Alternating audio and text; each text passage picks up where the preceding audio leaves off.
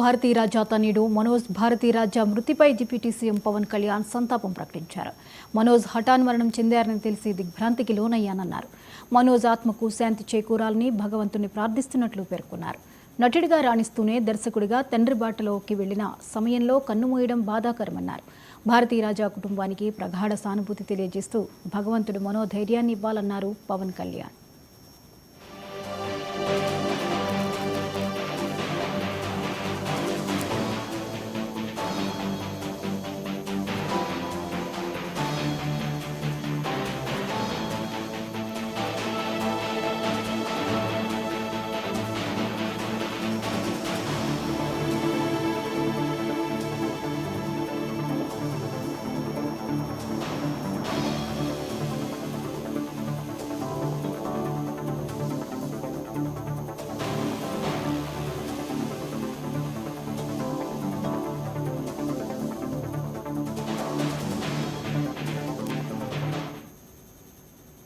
ప్రభుత్వ దవాఖానాల్లో ప్రసవాలు